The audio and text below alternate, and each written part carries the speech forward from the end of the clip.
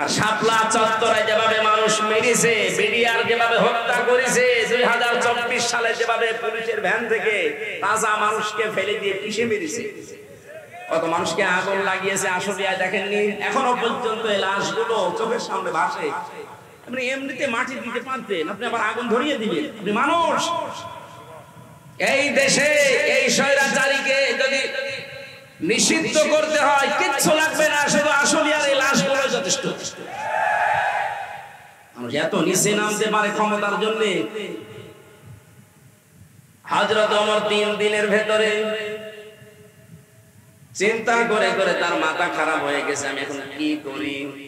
হঠাৎ দেখলেন এক মহিলা যুবতী তার বাবাকে শাহরাজ দরবারে হাজির, ডাক দিয়ে বলে, খলিফাতুল মুসলিমিন, যে লাশের চিন্তা আপনার ঘুম আসে না, ওই ছেলেটা আমার নিচে, আমি ওকে টুকরা টুকরা করেছি, 12 টুকরা করে আপনার বারান্দায় রেখে গেছি। হযরত ওমর বলে, মেয়ে কি বলো, মাথা ঠিক আছে তোমার? হ্যাঁ, এই যে আমার বাবা সাক্ষী আছে, আমার বাবাকে আমি সাথে করে নিয়ে এসেছি, আমার নিজের জন্ম দেওয়া সন্তান, এটাও আমি 12 টুকরা করেছি নিজের হাতে, কোথায় ফেলবো? আপনার বাড়ির বারান্দায় রেখে গেছি। হযরত ওমর বললেন, বলো, এই কথা যদি ঠিক থাকে তোমার শাস্তি কি কোরআন দিয়ে তুমি জানো? মেয়েটি বলে, হ্যাঁ আমি কোরআনের হাফিজা, আমি জানি। আপনি রেডি করেন, আপনি কি শাস্তি দিতে পারেন কোরআন দিয়ে? মানুষ হত্যা করার যে শাস্তি হযরত ওমর আরম্ভ করবেন।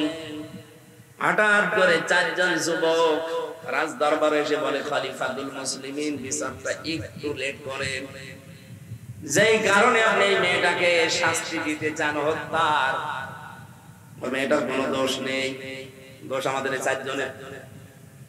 এই মেয়েটা তার বাবাকে নিয়ে পাহাড়ি এলাকায়, জঙ্গলি এলাকায় থাকতো, বসবাস করতো। ওখানে আমরা শিকারে গিয়েছিলাম, যাবার পরে এই মেয়েটার রূপ সৌন্দর্য দেখে শেষ পর্যন্ত যৌবনের তাড়নায়, শয়তানের ধোঁকায়, নফসের ধোঁকায় পড়ে আমরা বাবাকে বেঁধে রেখে তার সম্ভ্রম নষ্ট করেছি। এরপরে সে গর্ভবতী, এই কারণে সন্তান, এটার কারণে আপনি এই মনে করছিলেন শাস্তি যদি দিতে হয় আমাদের দেন। হযরত ওমর ওদেরকে জিজ্ঞাসা করলেন, 3টা দিন পার হয়ে গেল, তোমরা আসলে না কেন? আগে থেকে যদি আসতে তাহলে আমার খাওয়া দাওয়া বন্ধ হয় না, আগেই বিচার করে দিতাম। ছেলেগুলো বলে, খলিফা আমি আসি নাই, আমরা এই জন্য মনে করেছিলাম যা করলাম কেউ সাক্ষী তো নেই, ধরা যদি না পড়ি বেঁচে যাব। কিন্তু কোরআনে কারীম আমাদেরকে বাঁচতে দিল না।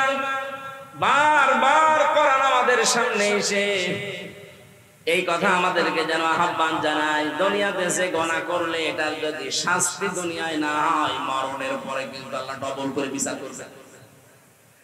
মুসলমানের এখানে একটা কথা বলে রাখি, কোন অপরাধের শাস্তি যদি আপনি দুনিয়ায় না পান, ওই অপরাধের বিচার যদি আল্লাহ কিয়ামতে যেদিন করবে ডবল করে করবে।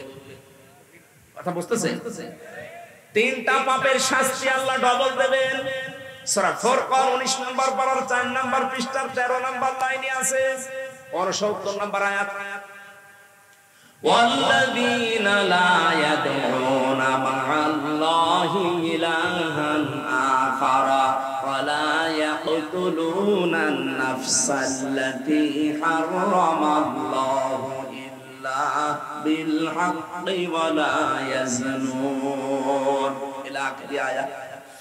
এই দুনিয়াতে আল্লাহকে ডাকে, তার পাশাপাশি যারা অন্যকে ডাকে তাদের শাস্তি হবে মরণের পরে ডবল। আল্লাযীনা লা ইয়াদউনা মা'আল্লাহি ইলাহান আখার, এই যে মা মানে সঙ্গে, সাথে, আল্লাহকে ডাকে কিন্তু তার সাথে অন্য কাউকে ডাকে। আর এইটাই বাংলাদেশে চালু করার জন্য এই 15.5 বছর পড়ে লেগেছিল। আপনি আল্লাহকে ডাকেন, পাশাপাশি আমার বাবাকেও ডাকেন, এই জন্য মোড়ে মোড়ে বাবা। এমন কোন জায়গা ছিল যে বাবা নেই? মাথার উপরে বাবা, টয়লেটেও বাবা। আমি তো অনেক টয়লেটে যেয়ে দেখেছি, বঙ্গবন্ধু টয়লেট। কি গো, আর কোন জায়গা বাকি ছিল? টাকার ভেতরে দিয়ে রেখেছেন, বাজার করতে গেলে ওইদিকে তাকিয়ে মনে হচ্ছে না একজন আছে, মাথার উপরে রেখে দিয়েছেন। অথচ কোরআন জানিয়েছে, ওয়া কালিমাতুল্লাহি হিয়াল উলিয়া, সব চাইতে উপরে থাকবে আমি আল্লাহর কথা। এখন ডক্টর মোহাম্মদ ইউনূসের মাথার উপরে যেটা লেখা, লা ইলাহা ইল্লাল্লাহু মুহাম্মাদুর রাসূলুল্লাহ, আমরা এটা চাই। এক কথা বলেন, সব চাইতে উপরে থাকবে কার কথা? আল্লাহকে ডাকার পাশাপাশি যারা অন্য কাউকে ডাকার সিস্টেম করে দিয়েছিলেন তাদের শাস্তি ডবল হবে। আল্লাহ মনে হয় এটা সহ্য করে নাই, এই জন্য বিকাল 5টা বাজতে বাজতে সারা দেশ থেকে আল্লাহর বিপক্ষে যারা তাদের সব নষ্ট করে দিয়েছে। আমার কুষ্টিয়াটা একটু শক্ত ছিল, ওটা ভাঙতে একটু দেরি হয়েছে।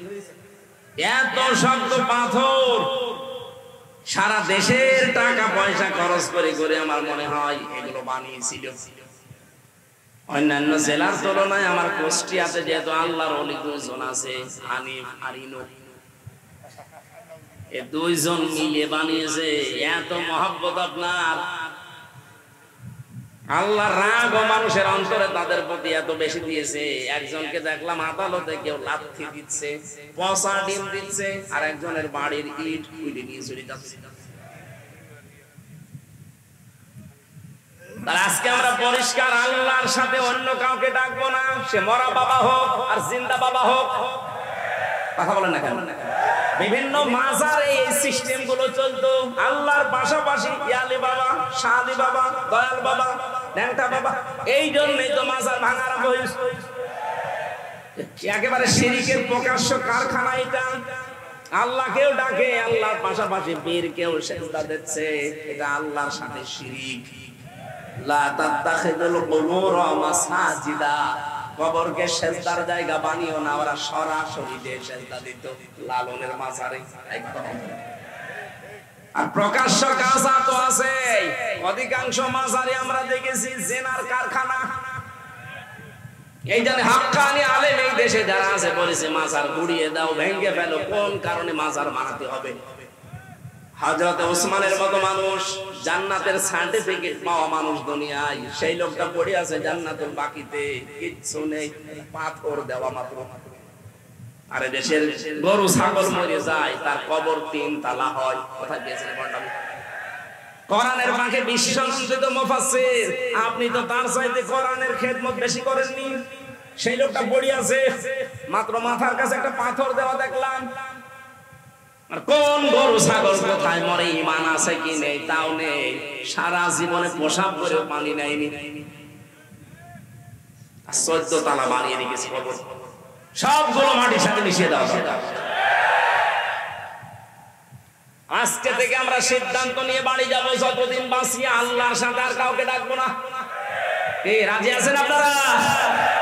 2 নম্বরে যারা অবৈধভাবে মানুষকে হত্যা করে, বাংলাদেশ স্বাধীন হওয়ার পরও এত হত্যা হয়নি। এই 9 সাল থেকে 24 সালে যত হত্যা হয়েছে, বাকিগুলোর অনেকের খোঁজই আমরা জানি না।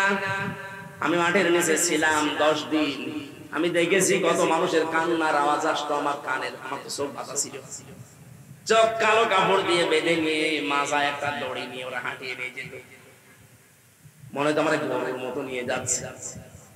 আশপাশ থেকে কান্নার আওয়াজ পেতাম, কারণ কোনো আওয়াজ তো ওখানে যাওয়ার কথা না। মানুষ সিঁড়ি দিয়ে উপরে ওঠে, আর ওরা সিঁড়িতে আমরা নিচে নিয়ে যেত, তার মানে মাটির নিচে। ওইটা কোন জায়গায়? এটা যেখানেই নিয়ে গিয়েছে বহু মানুষের কান্নার আওয়াজ পেতাম মাঝে মাঝে। আর একটা আওয়াজ দিত, আহ, এরকম একটা আওয়াজ। বুঝতাম এখানে কয়েক মাস ধরে মানুষ হয়তো আছে। যে সমস্ত মানুষ পাহারা দিয়ে যেত, ওই এসআই যারা, তাদেরকে প্রকাশ গোপনে বলতাম, ভাই যে আওয়াজ আসলো, শব্দ না, অধিকাংশ গুলোতে হিন্দু পেয়েছিলাম। কিছু কিছু যাদের একটু মনুষ্যত্ব আছে বলতো, 1 মাস 2 মাস না, কেউ 2 বছর 5 বছর পড়ে আছে, কেউ জানেই না। আপনি এখনো পর্যন্ত বলেন আমার কি দোষ, কি দোষ, আপনি টের পান না। কোন দোষ যদি আপনার নাও থাকে, আপনার সবচেয়ে বড় দোষে আয়না ঘর। আপনি জানেন না কি হয়তো ওখানে ইলিয়াস আলীর মেয়েকে নিয়ে আপনি কি করলেন, কি নাটক, কি প্রতারণা, অথচ তাকে আপনি মেরে ফেলেছেন আগে। আমার মাঝে মাঝে রিমান্ডে আশ্চর্য লাগতো, আল্লাহ, যে অফিসার গুলো এই করে যায় আমার সাথে, এরা রাতে বাড়ি যায় ঘুমাই কি করে। এদের তো ঘুম আসার কথা না, হয় লাল পানি খায় নাই বড়ি খায়, তাছাড়া ঘুম আসার কথা না। এই জন্য শাস্তি হবে তাদের ডবল, এখন শুরু হয়েছে কেবল ডবল শাস্তি হবে। যারা অন্যায় ভাবে মানুষকে হত্যা করেছেন, ইন্ধন দিয়েছেন, বিভিন্ন কায়দা কৌশল করে এগিয়ে দিয়েছেন, আপনার শাস্তি ডবল হবে। মার্ডার মামলা, আজকে গুমের মামলা আন্তর্জাতিক আদালতে যে পালিয়ে গেছে তার নামে আজকেও দেখলাম 2টা মামলা হয়েছে। আপনি যে সাহস করেন যে আমি পাশাপাশি আছি, চট করে ঢুকে পড়বো, আসেন আপনি আসেন, আপনাকে আমরা চট করে ঢুকবেন আর ফট করে ঢুকিয়ে দেবো আয়না ঘরে। থাকেন পড়ি ওখানে। ব্যারিস্টার আর 8 বছর আছে, আপনি 16 বছর থাকবেন। 16 বছর তো আর বাঁচবে না, যে কয় বছর আছেন ওখানে থাকবেন, দেখেন কেমন লাগে। ভার্সিটি থাকতে আমি একটা উপন্যাস পড়েছিলাম, ওর নাম হচ্ছে দেখ কেমন লাগে। আমার মনে হয় এইটা ওদের কপালে আছে। কথা বলে না কেন? আশা করছেন যে আসি পাশাপাশি, চট করে ঢুকে পড়বো, আসেন ঢোকাবো, দেখ কেমন লাগে। উপন্যাসটা পুরোপুরি পড়লে খুব ভালো লাগে। আমার মনে হয় সামনে এদের কপালে এটা হতে যাচ্ছে। ভাইরা আমার, অন্যায় ভাবে যারা হত্যা করেছেন ডবল শাস্তি পাবেন। 3 নম্বরে যারা জিনা করে দুনিয়ায়, তাদেরও শাস্তি ডবল হবে। সূরা ফুরকানের আয়াত। মেয়েটা বলছে খলিফা, এই ছেলে 4 জন বলছে খলিফাতুল মুসলিমিন। চিন্তা করলাম দুনিয়ায় মার্ডারের শাস্তি যদি না পাই, কিয়ামতে আল্লাহ কিন্তু ডবল শাস্তি দেবে। কয়টা? এজন্য দুনিয়ায় হয়ে যাক, আপনি যে বিচার আছে কোরআনের করে দেন, দুনিয়ায় শেষ, পরকালে যেন আল্লাহ এই বিষয়ের কোনো বিচার না করে আমাদেরকে মাফ করে দেয়। হযরত ওমর বললেন, তাই তো তোমরাই তো দোষী, মেয়েটার তো দোষ নেই। মেয়েটাকে ডাক দিয়ে বললেন, তোমার দোষ এইটা যে তুমি 12 টুকরা করেছো লাশটা, আমার ঘরের বারান্দা রাখলে, অন্য কোথাও ফেলে দিলে না কেন?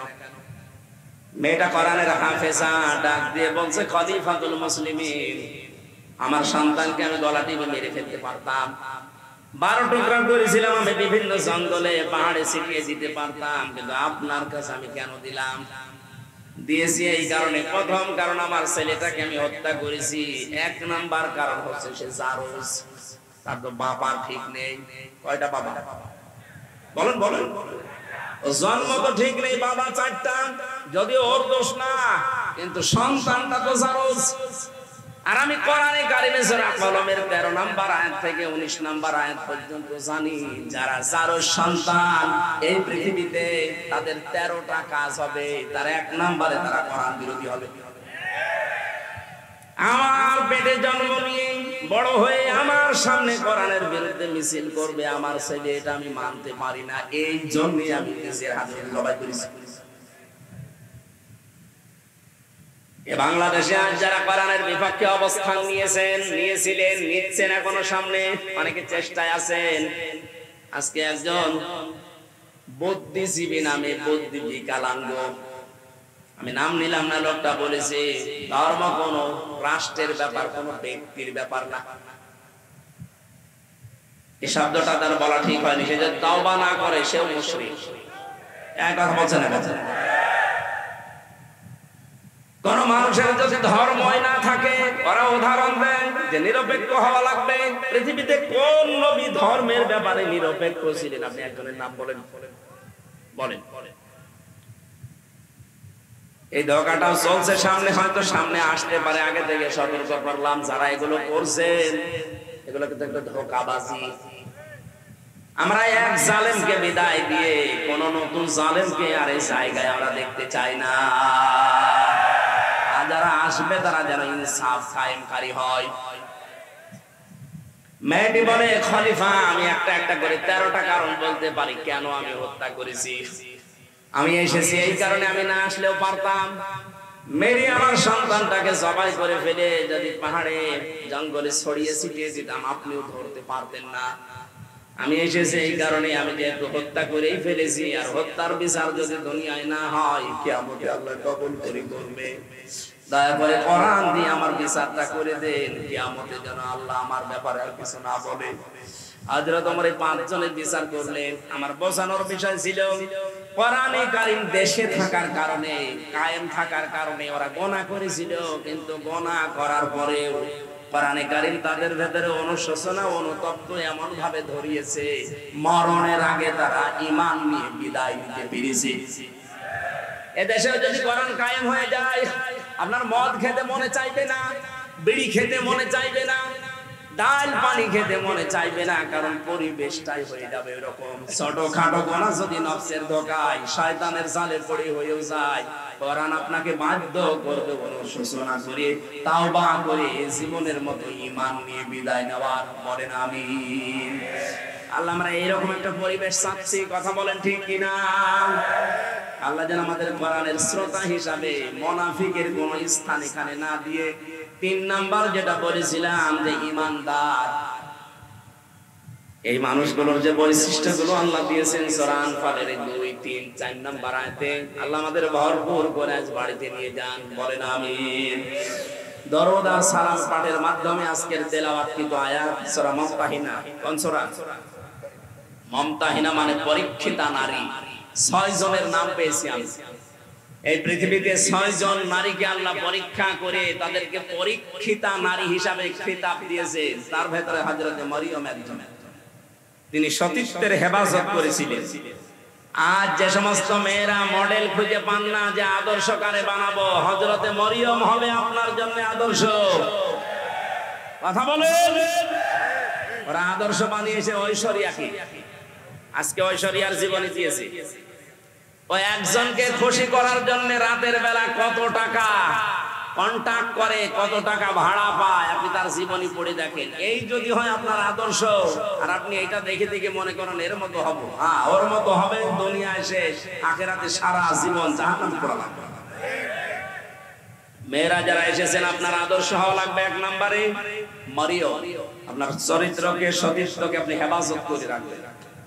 আমরা আগে তাফসিরে প্রবেশ করি, এরপরে সামনে যাব ইনশাআল্লাহ। ফাউযু বিল্লাহি মিনাশ শাইতানির রাজীম। বিসমিল্লাহির রহমানির রহিম।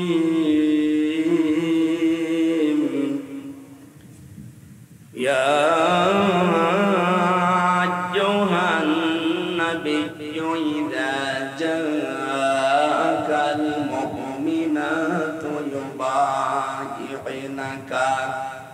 ولا أن لا يشركن بالله شيئا صدق الله العظيم।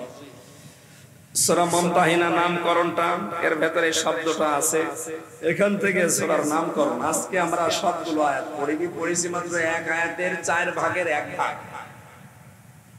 আমার আজকের আলোচনার বিষয় হচ্ছে ঈমান কিভাবে আপনি আনবেন। আমরা তো অনেকে ঈমানদার বসে আছি, কিন্তু এইভাবে না। ঈমান আনতে হলে কিছু শর্ত মানা লাগে।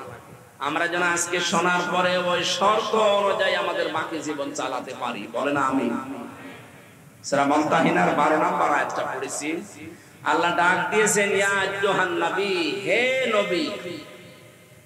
কোরআন শরীফের ভেতরে আল্লাহ ইয়া মুহাম্মদ বলেন না, ইয়া নবী, ইয়া রাসূল এই শব্দটা লাগিয়েছে।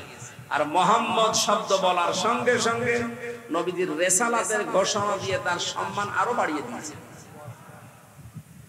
আজকে রাসূলের সম্মান বাড়ানোর জন্য রবিউল আউয়াল মাসে যারা জন্মদিন পালন করে, সাফ করে শুনে রাখেন, পৃথিবীর কোন মানুষের জন্মদিন মৃত্যুদিন পালন করার ভেতরে কোনো ফায়দা নেই। এমনকি কোন মানুষ যত দামি হোক আপনার জীবনের জন্য, যত উপকার করুক আপনার জীবনে, ও যদি মারা যায় সর্বোচ্চ 3 দিনের উপরে কোনো শোক নেই। একজন মহিলার স্বামী যদি মারা যায় তাহলে 3 মাস 10 দিন সে বিবাহ বন্ধনে আবদ্ধ না হয়ে তার জন্য অপেক্ষা করে এর পরবর্তীতে অন্য স্বামী গ্রহণ করবে, এই শেষ। পৃথিবীর কোন মানুষের জন্য 3 দিনের উপরে শোক জায়েজ নেই।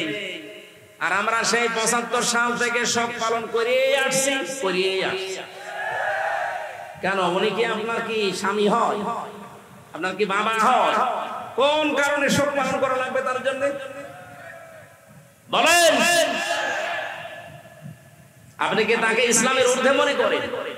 ওই যে আমি বললাম না যে ঈমান ভাঙে যায় 10টা কারণে, তার 10 নম্বর কারণে পৃথিবীর কাউকে যদি কেউ ইসলামের ঊর্ধ্বে মনে করে তার ঈমান ভেঙে যায়।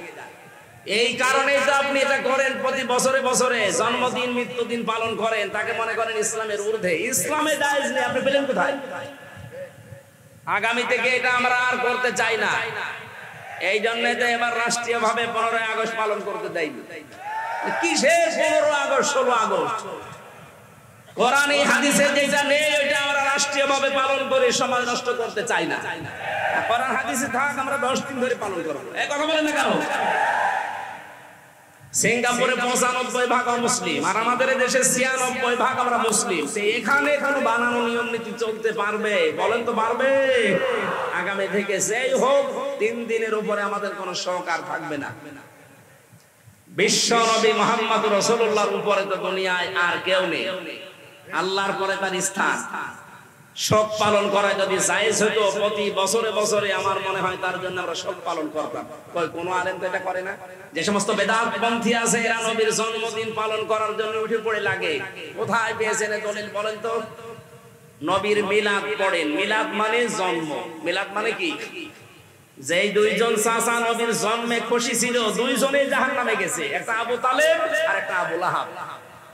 কথা বলেন না কেন? দুইজনই কিন্তু মিলাদে নবীর জন্মে খুশি। আর যেই দুইজন চাচা নবীর আদর্শে খুশি, হযরত হামজা, হযরত আব্বাস, দুইজনেই জান্নাতে।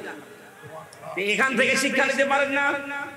এরপরও আপনি আলেম নামে জালেম হয়ে কলঙ্ক করে মানুষকে আপনি ধোঁকা দিয়ে বোকা বানিয়ে টাকা ইনকাম করছেন এই রবিউল আউয়ালের নাম দিয়ে। আশা করছি এগুলো আমরা সচেতন মানুষ আগামী থেকে আর করব না। আপনি যদি আদর্শ অনুসরণ করে খুশি থাকতে চান তাহলে 40 থেকে 63 এই 23 বছর অনুসরণ করেন। এই কথা বলেন না কেন? আমরা এখন থেকে কারো জন্ম নিয়ে আনন্দ করব না। আমাদের জন্ম নিয়ে আনন্দ না, আমাদের আনন্দ হবে তার আদর্শ নিয়ে। কথা বলেন না কেন? নবীজিকে আল্লাহ ডাক দিলেন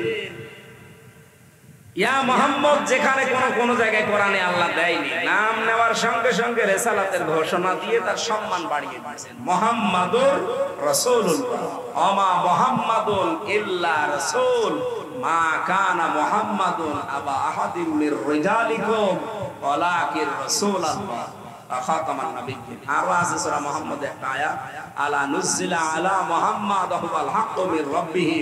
প্রত্যেকটি জায়গায় আল্লাহ তার নাম নেওয়ার সঙ্গে সঙ্গে ঘোষণা দিয়েছেন যে তিনি আমার রাসূল। জোরে বলেন আল্লাহু আকবার। এই জন্য আমরা এই জায়গা একটা স্পর্শকাতর জায়গা। রাসূলুল্লাহকে কেউ গালি দিলে আমরা সহ্য করতে পারি না। কুষ্টিয়াতে গত 2 দিন আগে একজন বুঝে হোক না বুঝে হোক গালি দিয়েছে। এখানে কোনো ছাড় নেই, আপনি বুঝে দেন আর না বুঝে দেন আপনি অপরাধী। কুষ্টিয়া ফুসে উঠেছে, সারা দেশ এখন ফুটতেছে। আগামী থেকে আমরা এদেশের এই বিবেক বুদ্ধিহীন কিছু মানুষ আছে বিভিন্ন নাম নিয়ে যারা চলে, সে যে নামেই হোক, রাসূলুল্লাহর ব্যাপারে কিন্তু কোনো আপোষ নেই। বিশ্ব নবীকে অপমান করার চেষ্টা করলে, গালিগালাজ করলে, যা করা লাগে এই দেশের মানুষ কিন্তু তাই করবে। এজন্য সাবধান হয়ে থাকবেন এই বিষয়ে। অন্তত আপনি আমারে গালি দেন, অসুবিধা নেই, কিন্তু রাসূলুল্লাহকে গালি দিতে পারবেন না। আমাদের জীবনের চাইতেও তিনি আমাদের কাছে দামি। কথা বলেন ঠিক কিনা? আল্লাহ এই মহব্বতের কারণে যেন আমাদেরকে মাফ করে দেন। আমি এখানে একটা তথ্য বলবো। এই যারা মহব্বত করে আল্লাহর রাসূলকে এই কথা বলে শেষ করে দেন, তাদের জন্য খুব শিক্ষা আছে এখানে। আপনি শুনেছেন আয়াতটা, দেখেন এইভাবে নেই, কুল ইন কুনতুম তুহিব্বুনাল্লাহা ফাত্তাবিউনি ইউহিব্বুকুমুল্লাহ ওয়া ইয়াগফির লাকুম যুনুবাকুম আল্লাহু গফুরুর রহিম। সূরা আলে ইমরানের 31 নম্বর আয়াত। আল্লাহ পাক বলেন, নবী আপনি বলুন, তোমরা যারা বলো আল্লাহ তোমাকে ভালোবাসি, এই দাবি যারা করো তাদেরকে বলছি এই দাবি করার দরকার নেই। যদি দাবি সত্যে প্রমাণ দিতে চাও, ফাত্তাবিউনি, আমি রাসূলের অনুসরণ করো। এখানে যে তাবউন শব্দটা আছে, তাবাইন, যত অভিধান আছে আরবিতে দেখবেন তাবউন মানে দেখে দেখে চলা। আমার সামনে বেলাল স্যার যেভাবে হেঁটে যাবে, যেভাবে পা ফেলবে, যেভাবে হাত নাড়াবে, যেভাবে মাথা দোলাবে, ওইভাবে দেখে দেখে চলার নাম আরবিতে তাবউন। তাহলে রাসূলুল্লাহকে কি অনুসরণ করা লাগবে, ইত্তেবা করা লাগবে তাকে দেখে দেখে। প্রশ্ন আসতে পারে উনি তো আমার সামনে নেই। হ্যাঁ, উনি সামনে নেই, ওনার আদর্শ পড়ে আছে আমাদের সামনে। বিদায় হজের ভাষণের দিন বলেছিলেন তারাক্তু ফীকুম আমরাইন, দুইটি জিনিস রেখে গেলাম, লান তাদিল্লু মা তামাসসাকতুম বিহিমা কিতাবাল্লাহ ওয়া সুন্নাতু রাসূলিহি। দুইটা জিনিস রাখলাম, যদি অনুসরণ করতে পারো কোনদিন পথ ভ্রান্ত হবে না, পথ হারা হবে না, মায়ের খাবে না, না খেয়ে থাকবে না। এই তাদিল্লু শব্দের 99টা অর্থ আছে। কোনদিন আপনি না খেয়ে থাকবেন না, কারণ জমিন আল্লাহ আমাদেরকে ওয়ারিশ বানিয়েছে। জমিনের ওয়ারিশ যারা, তারা না খেয়ে থাকবে মানে পৃথিবীতে যারা আল্লাহকে মানে না তারা এই পৃথিবীর ভাড়াটিয়া, আর আমরা হচ্ছে জমিনের মালিক। মালিক কোনদিন না খেয়ে থাকতে পারে না। আমরা যেহেতু অনুসরণটা ওইভাবে করতে পারছি না, কিভাবে? ফাত্তাবিউনি, আমি রাসূলকে তোমরা অনুসরণ করো। যদি অনুসরণ করতেই পারো, যখন অনুসরণ আরম্ভ হবে আমি আল্লাহ নিজে তখন ভালোবাসা আরম্ভ করব না করেছি। এখানে যারা আরবি গ্রামার বোঝে জিজ্ঞাসা করেন, ইউহিব এটা মুজারে, বর্তমান, ভবিষ্যৎ, প্রেজেন্ট, ফিউচার। যখন থেকে আপনি নবীজিকে অনুসরণ আরম্ভ করবেন, তখন থেকে আপনাকে আল্লাহ ভালোবাসা শুরু করবে। কি কথা বুঝতেছেন? তার মানে এখনো যারা নবীর আদর্শকে অনুসরণ আরম্ভ করেনি, করবে বলে আশা করছে, আল্লাহ তাদেরকে ভালোবাসা শুরু করেনি। আমি কথা বোঝাতে না পারলে আবার রিপিট করবে। রাসূলুল্লাহকে কেউ যদি অনুসরণ করা আরম্ভ না করে, আল্লাহ তাকে ভালোবাসা শুরু বলেন করেন। আর আল্লাহ যদি ভালোবাসে, কয়েকটা উপকার আছে। এক নম্বরে আল্লাহ পাক বলেন, আমি যদি কাউকে ভালোবাসি ওয়ায়াগফির লাকুম যুনুবাকুম, একফির এটাও বোঝারে, বর্তমান, ভবিষ্যৎ, প্রেজেন্ট, ফিউচার। জামবুন 1 বছর, যুনুব বহু বছর। আমি আল্লাহ যদি কাউকে ভালোবাসা আরম্ভ করি, ওর জীবনের কোনো গুনাহ বাকি রাখি না, সব মাফ করে দেই। আর আল্লাহর নিয়ম হচ্ছে, কোন জায়গায় যদি আল্লাহ গুনাহ মাফ করে দেয়, ওই জায়গাটা আল্লাহ ফাঁকা রাখে না, পুরা নেকি দিয়ে পাল্টিয়ে দেয়। আল্লাহ যদি কাউকে ভালোবাসে, কি পেলাম? আল্লাহ নিজে তাকে ভালোবাসা আরম্ভ করবে, তার জীবনের গুনাহগুলো মাফ করে দেবে, আর গুনাহ মাফ হয়ে গেলে আল্লাহ তাকে জান্নাতে দেবে।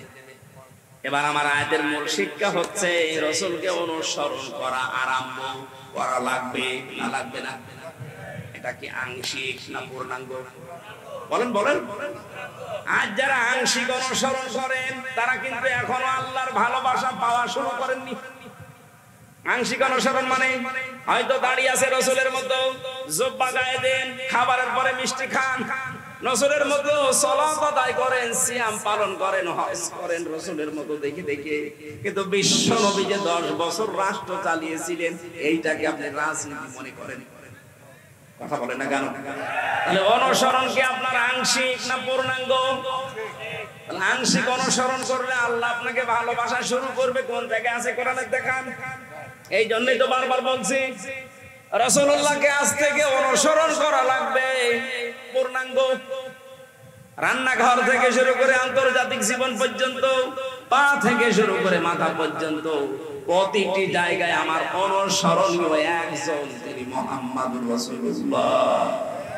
আমি যখন পুরা এই সিদ্ধান্ত নিয়ে শুরু করব অনুসরণ, যে দুনিয়া আমি কাউকে দেখে চুল কাটবো না, আমার চুল কাটার স্টাইল হবে মেসি।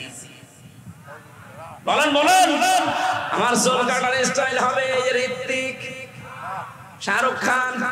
কে? রংপুরে কত দোকান আছে সেলুনের, একটা দোকানে আপনি লেখা দেখাতে পারেন যে এখানে সুন্নাত অনুযায়ী চুল কাটা হয়। ওখানে লেখা আছে এখানে শাহরুখ কাট দেওয়া হয়, এখানে অজয় কাট দেওয়া হয়, আবার ওদের ছবি টাঙিয়ে রাখে কোন কাট চান।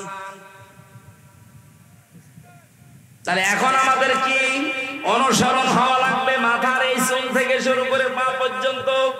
অনেকে দাড়ি রাখে, কিন্তু এমন স্টাইল, এটা স্টাইল হবে, সুন্নাত হবে না। রাসূলের সুন্নাত এক মুষ্টি পরিমাণে দাড়ি রাখতে হবে, এরপরে যদি কেটে ফেলেন অসুবিধা নেই। এই কথা বুঝতেছে? যদিও এই মাসলাটা নিয়ে মতভেদ আছে আলেমদের ভেতরে, তবে এক মুষ্টি রাখবেন আপনি। আমি ওই মতভেদপূর্ণ বিতর্কে গেলাম না। দাড়ি আপনার রাসূলের মতো হয় না, মাথার চুল রাসূলের মতো হয় না। মোজে রাখার সিস্টেম আল্লাহর নবী বলেন খালিফুল মুশরিকিনা আফল্লুহা ওয়া ফাশারিব, মুশরিকদের বিপরীত করবা, দাড়িকে লম্বা করে দিবা আর মোজকে খাটো করবা। আজ রবীন্দ্রনাথ ঠাকুরের এই জাতীয় সঙ্গীত নিয়ে কয়েকদিন যা আরম্ভ হয়েছিল, আমার যে 7টা কারণ সামনে এসেছিল তার ভেতরে এইটা একটা, এই মুশরিক লোকটা তার দাড়ি আর মোজ সমান সমান করে রাখলো। কথা বলো না কেন? রাসূলের প্রথম জিনিসটাই সে মানে নাই। সে যদি মোজ খাটো করে দাড়ি লম্বা করতো তাও মুসলমানদের ভেতরে একটা কিছু আসতো। দ্বিতীয় নম্বর, ও যখন এটা লিখেছে তখন কিন্তু বাংলাদেশ হয়নি। কথা বলে না কেন? তাহলে এই দেশের জন্য ওটা লেখে নাই। আমাদের একটা আবেগের জায়গা, সুতরাং জাতীয় সঙ্গীত যদি লিখতেই হয় দেশ নিয়ে লেখা লাগবে। এই কথা বলে না কেন? দেশ ভাগ হওয়ার পরে যেটা লেখা হয়েছে, আপনি তাকান মহিব খানের ইঞ্চি ইঞ্চি মাটি সোনার চাইতে খাঁটি, আপনি এইটা জাতীয় সঙ্গীত মানান? কথা বলে না কেন? কারণ এটা আমার ছেলেমেয়েরা যখন পড়বে তখন যেন দেশের প্রতি ভালোবাসা জন্মায়, মানবতার প্রতি ভালোবাসা জন্মায়। সর্বোচ্চ ওর ভেতরে ইসলামের কিছু কথা দেওয়া আছে। আমরা মুসলমান, মুসলিমদের এই কথাগুলো আমাদের অন্তরে বাজবে। আর এই মুশরিকের কথা, যে আল্লাহকে বিশ্বাস করতো না, আল্লাহর সাথে শিরিক করতো, রাসূলের কোন নিয়ম নীতি তার ভেতরে আমরা পাই না। এই মানুষটার জীবনী নিয়ে, এই মানুষটার কথা নিয়ে আলোচনা হবে। ঢাকা বিশ্ববিদ্যালয়ে আগামী থেকে যদি কোনো আলোচনা অনুষ্ঠান হয়, স্যার সলিমুল্লাহ খান যিনি জমি দিয়েছিলেন তার নামে হওয়া লাগবে। কথা বলেন না কেন? এত উপকার করলেন, শত শত বিঘা জমি দিয়ে, তার নামে কোনো কিছু হয় না। কোথা থেকে কোন ভেনদেশি স্বপন উড়ে এসে জুড়ে বসে কি বলে গেল, তার নামে আপনি অনুষ্ঠান করবেন। বাংলার টাকা দিয়ে আগামীতে মুশরিকের জন্য কোনো অনুষ্ঠান হবে না। অনুষ্ঠান যদি হতে হয়, যিনি জমি দিয়েছিলেন তার জীবনী থেকে কিছু করেন। এই কথা বলেন না কেন? কোরআন পড়েন, হাদিস পড়েন, মানুষকে জানান, তার জন্য দোয়া করেন আল্লাহ যেন তাকে মাফ করে দেয়। এরপরে যত নিচে নামছি আমরা কোন জায়গায় রাসূলের আদর্শ পাচ্ছি না। বিশ্ব নবী তার স্ত্রীদের সাথে যে আদর্শ দেখিয়েছেন ওইটা আপনার ভেতরে নেই। উনি তার বন্ধুদের সাথে যেটা দেখালেন সেটা আপনার নেই। কোন জায়গায় যদি আদর্শ সেট করতে না পারেন, বিশ্বাস করতে পারেন আল্লাহ আপনাকে এখনো ভালোবাসা আরম্ভ করেনি। আয়াতটা পড়ার পরে আমার মনে হয় দেশে হাজারো আলেম, হাজারো পীর এখনো আল্লাহর ভালোবাসায় পাওয়া আরম্ভ করেনি। কারণ যেই পীর শুধু জিকিরকে ইবাদত মনে করে রাসূলের তরিকা, কিন্তু এই দেশ যে কোরআন দিয়ে চালাতে হবে এটাকে যারা রাজনীতি দুনিয়ার কাজ মনে করে আরো মানুষকে ধোঁকা দিয়ে বোকা বানিয়ে রাখে, এটা পীর বলেন। এরকম পীর দেশে নেই। 48,000 পীর, অধিকাংশ গুলোই দেখবেন কিছু কিছু ইবাদতকে ইসলাম মনে করে পালন করছে, আর বাকি মেজর হাজারো হাজারো ইবাদত করে দুনিয়ার কাজগুলো ছেড়ে দিচ্ছে, অথচ ওইগুলো রাসূলের আদর্শ। বিশ্বনবী জানিয়েছেন তোমরা সবাই ঐক্যবদ্ধ হবা, এটা কোরআনে কারীমের নির্দেশ। ওয়াতাসিমু বিহাবলিল্লাহি জামিআ ওয়ালা তাফাররাকু, সবাই মিলে একভাবে আল্লাহর রজ্জুকে আঁকড়িয়ে ধরবা, এই বিষয়ে কোনো মতপার্থক্য করবা না। অথচ বাংলাদেশে এখন একটা মেজর সমস্যা হয়ে দাঁড়িয়েছে। গত 3 দিন আগের রিপোর্ট একটা পেয়েছিলাম, এই দেশের 100 জনের 14 জন মানুষ এখনো পর্যন্ত পালিয়ে যাওয়া ওই সালেমকে সাপোর্ট করে। 100 জনের 28 জন মানুষ এই দেশে অনেকে থালা জোর করে থালা নেওয়ার ধান্দায় আছে, যে থালা দিন, তাড়াতাড়ি থালা দিন। কি করবেন থালা নিয়ে? আবার খাওয়া আরম্ভ করবেন। সুখের বিষয়, আনন্দের বিষয়, 100 জনের 58 জন মানুষের তালিকা আমরা পেয়েছি। 100 জনের 58 জন চাচ্ছে এদেশে আল্লাহর বিধান কায়েম হোক। 14 আর 28 বাদ গেলে 58 থাকে, দিন যাচ্ছে বাড়তেছে। গত কয়েকদিন আগে আমি 10 জন মুসলমান বানিয়েছি এই যে এই দিনাজপুরে, তার আগে 2 জন চুয়াডাঙ্গায়, আগে গাইবান্ধায়। মানুষ যেভাবে দলে দলে পালে পালে ইসলামে আসতেছে, অমুসলিমরা, মুসলমানরা যারা ছোট খাটো জালেম ছিল তারা অনেকেই পরিবর্তন হয়ে যাচ্ছে। কথা বলেন না কেন? আমরা এগুলো দেখতে পাচ্ছি। নবীজি যা করেছিলেন মক্কার পরে, মক্কা বিজয়ের পরে নবীজি যা যা করেছিলেন এদেশের ডাক্তার শফিকুর রহমানের ভেতরে আমরা সেইটাই দেখতে পাচ্ছি। ১৫০০ বছর পর আমার মনে হচ্ছে নবীর আদর্শটা আমরা দেখতে পাচ্ছি। আজ বিশ্ব নবী মুহাম্মদ রাসূলুল্লাহ ওই সময় বলেছিলেন, সামিরা ৩টা কাজ করবা না। কোন নারীর গায়ে হাত দিবা না, কোন শিশুর গায়ে হাত দিবা না, কোন ফলদার বৃক্ষ কাটবা না। ৩টা কাজ বেশি বেশি করবা। যেখানে তিনি অবস্থান নিয়েছিলেন বলেছিলেন, তারপর আশপাশে তোমরা রান্নাঘর, চুলা এটা বেশি বানাবা, আর টয়লেট পায়খানা যেটা এটা কম বানাবা। আর আমার শত্রু বড় এখন বেঁচে আছে, আবু জেহেল তো নেই, আবু সুফিয়ান আছে, তার ঘরে যদি কেউ আশ্রয় নেই তাকে তোমরা মাফ করে দিবা, ক্ষমা করে দিবা। এই ১৪০০ বছর পর ডাক্তার শফিকুর রহমান এত অত্যাচার, জুলুম, নির্যাতনের শিকার হওয়ার পর এই কাজগুলো তিনি এখন দেখিয়েছেন। যারা আমাদের প্রকাশ্য শত্রু ছিল তাদের ওই ঘর বাড়িগুলো উনি পাহারা দিয়েছেন লোক দিয়ে। কথা বলুন। কৌশল অবলম্বন করার জন্য মুসলমানদেরকে নিয়ে তিনি ঐক্য হওয়ার চেষ্টা চালাচ্ছেন।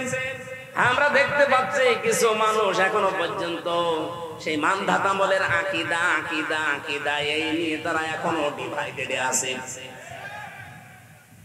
মুফতি জসিমউদ্দিন রহমানী মাদ্দাজিল্লুহুল আলী কয়েকদিন আগে জেল থেকে বের হয়ে উনি জানিয়েছেন, এই দেশে মুসলমান যেন এক হতে না পারে, এর পেছনে সবচাইতে জঘন্যতম ভূমিকা পালন করছে একজন পীর।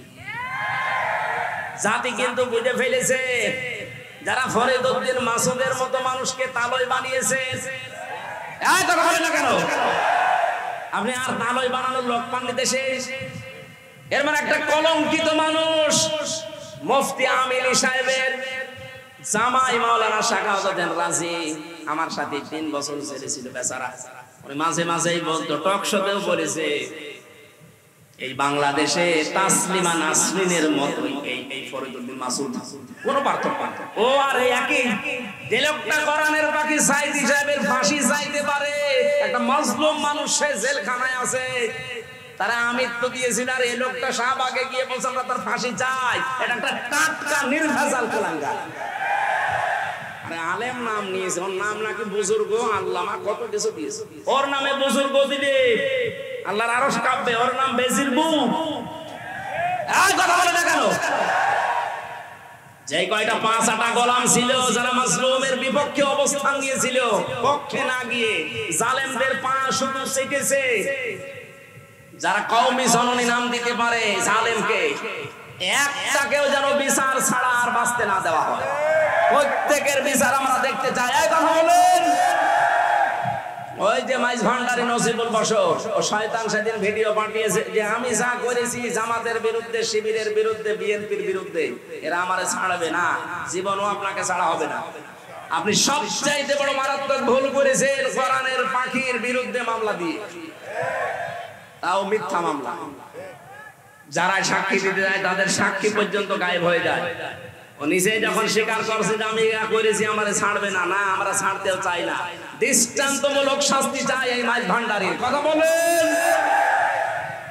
আলেম নামে কলঙ্ক, এগুলো নাম নিয়েছে কি সুন্দর সুন্দর লেখেন।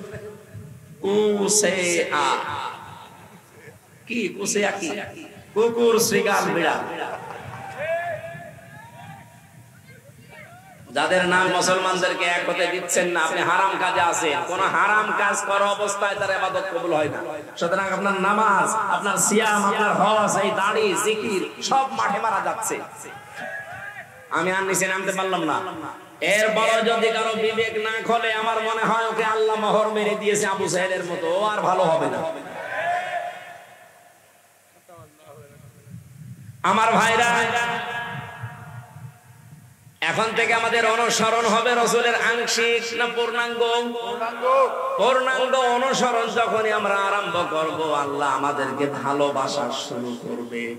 তার মানে বোঝা যাচ্ছে দেশে অনেক আলেম অনেক পীর এখনো পর্যন্ত আল্লাহর ভালোবাসায় পাওয়া আরম্ভ করেনি। আমরা করেছি, আমরা যারা করছি, চেষ্টা চালাচ্ছি, হ্যাঁ, মাথা থেকে শুরু করে সংসদ পর্যন্ত সব জায়গায় আমার রাসূলের আদর্শ আমরা মেনে নেব। যখনই সিদ্ধান্ত নিয়ে মাঠে নেমে পড়বেন, বুঝবেন আল্লাহ আপনাকে ভালোবাসা আরম্ভ করেছে। আল্লাহর ভালোবাসা আরম্ভ হয় তখন যখন কয়েকটা কাজ আপনি দেখতে পাবেন। এই তাকান, আপনাকে যে আল্লাহ ভালোবাসে তার প্রমাণ হিসাবে কয়েকটা কাজ আপনি দেখতে পাবেন সামনে। এক নম্বরে হাদিস, নবীজি বলেন, আমি যখন আল্লাহ পাক যখন কাউকে ভালোবাসেন তখন পুরো আসমানে ঘোষণা হয়ে যায় যে মহান আল্লাহ ওই লোকটাকে ভালোবাসে। আমরা সবাই যারা আসমানে আছো সবাই ওকে ভালোবাসো। পুরো আসমানের ফেরেশতারা তখন তাকে ভালোবাসা আরম্ভ করে দেয়। জমিনে ঘোষণা দেওয়া হয়, পুরো জমিনবাসী শোনো, হামজাকে আল্লাহ ভালোবাসা আরম্ভ করেছে, তোমরাও ভালোবাসো তাকে। তখন পুরো সৃষ্টি জগতের ভেতরে আল্লাহ একটা মহব্বত পয়দা করে দেয়।